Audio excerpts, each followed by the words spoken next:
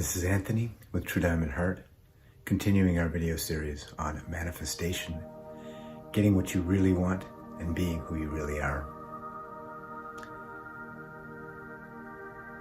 We're speaking about, first and foremost, understanding the falseness of what we've thought we wanted all these years, the truth of what we really want, and the fact that what we really want is beyond our ability to imagine or understand.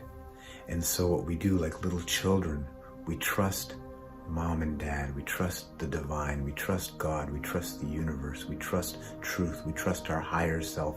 Whatever word you want to use, we stop depending on this and on our feelings and on our conditioned and little greedy, self-centered desire for more stuff and more attention and more sex. We stop focusing on that and we start focusing on making space for that which will show us, as we meditated last time and began to experience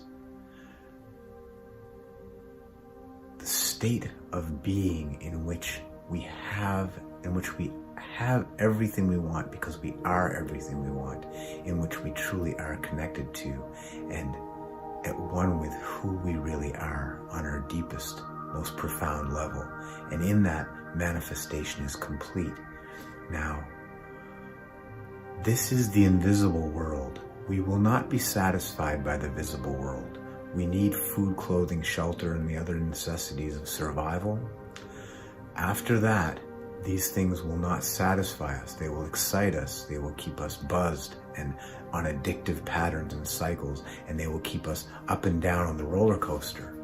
But they will not satisfy our deepest desire, what we really want, which is to be at home in our skin and in our lives, to be at ease, to be in a state of love and grace, to see only beauty within and without, to be with truth and magnificence.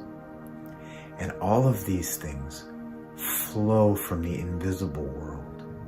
You won't get more girlfriends and boyfriends and cars and houses and likes and scrolls and TV programs and computers and stuff and other stuff and desires. You won't get it that way. It's a treadmill.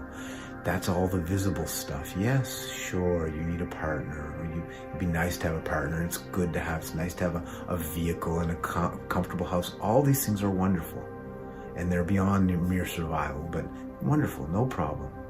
But when they become the obsessive reason that we are here, then we're doomed until we wake up. It's an ensleepening cycle. I'm looking for stuff.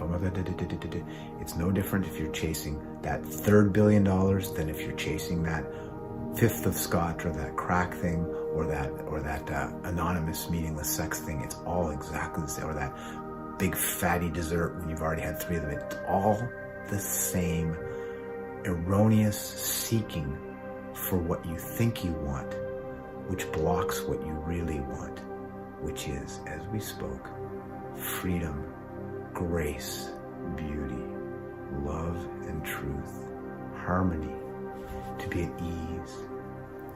And these things come from the invisible world, the energetic world of God, universe, higher self, whatever word you want to put on it, doesn't matter. And so what we do is we ask for help. We ask this source for help. We say, word, what's your word? Is your word God? Is your word higher self? Is it Buddha? Is it universe? Is it love? Doesn't matter. Or we just say, please help me. There needn't be a word on that. Please help me.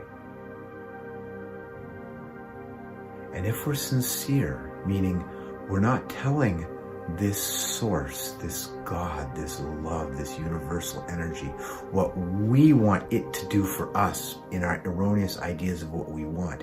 If we simply say, help me, and we leave it open, help me, I don't even know what help means. I'm like the little child that doesn't know whether crossing the street is good when it's green or it's red. I don't know, I don't understand these things yet. And that's okay. help me. I don't understand what's good for me. I spent my life chasing the sex and the money and the attention and the fame and the fortune and the stuff and the things and the self-image and the other image. Chase. And I'm just empty and I'm suffering and my relationships are terrible. Please help me. I don't know what it means.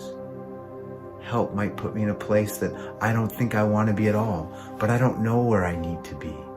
Maybe I need to be in a difficult class right now, a class I don't want to be in, a class that's full of darkness, like it's been ending for the last few months, but I went through the last 2 years, viciously brutal school, and I said, God, let's go to the next course, put me where I need, and there was sincerity, and there was arrogance. I thought, well, I'm ready, I'm so stable, I feel so good, let's go, let's move to the next level, I'll be okay. And that was the arrogance. But then there was sincerity from all that work that I'd done that really did want to move forward.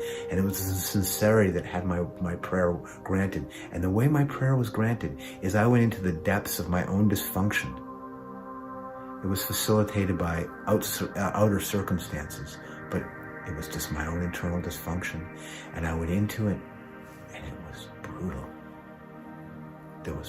I was not eating properly, not sleeping properly for years, year and a half, sleeping 4 or 5, just not pleasant. And then panicking sometimes and just really, and I came into that from a very stable, high place, like at least I thought so. My mansion was quite clean, but there was a big room that the door was shut, and I knew it. And I said, let's open that door, little realizing, because if I'd known how difficult it would have been, I wouldn't have done it. Because I didn't have the courage, but I did in sincerity ask, help me. And the help was, we went into that, and it was extremely difficult. And you know, it was the best thing that ever happened to me. I'm so happy it happened. Would I have chosen it? Never. Now that I look back, I say, yeah, I would have chosen it. That's arrogance again. No way, I wouldn't choose to go through that. Wouldn't put anybody through that. No. But it was necessary. It was by the grace of what I call God, what you call, whatever you call, Source, whatever you call this magnificent. It was through the grace of that and through the whatever degree of sincerity that I had to open to that power that brought me in there and brought me through it. This is the first time in my entire life I wanted to be on planet Earth. As a result of that 2 years. Not to say I was suicidal, no, but I never felt like I belonged here from the womb. Do I belong here? No. Do I want to be here? Oh, it's too much suffering, it's difficult. Not suicidal, but just like, no. Yeah. And then forgetting a lot of times, seeking pleasure, avoiding pain, just to distract myself, and my life was fine. It wasn't horrible, but never feeling like I belonged in this body, on this earth, fully. Kind of, yeah, yes and no. Now, I belong here. I know it. And this project here is a direct outcropping of this whole experience. Did I make this happen? No. But I get to be part of it. Oh, thank you. Magnificent. I get to be part of it. Wow. Because I asked sincerely for help without conditions. Help me. I don't know what help means. I don't know what's good for me. I don't even know what I want. Now I know what I want. What I want is more of what that wants, which is blocked by what this little guy here thinks he wants.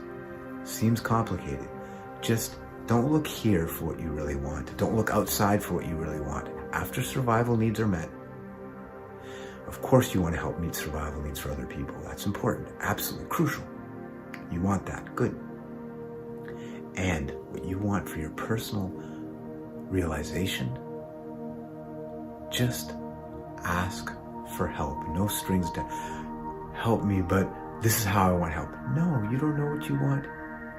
Let what you really want be revealed, and in the experience of that surrender, will you come to know who you are? Will you come to know what you really want? And it will be magnificent. And you will be manifested divinity. Ask for help. No strings. You don't know. It's good. We'll see you soon, next time, for more manifestation. getting what you really want, being who you really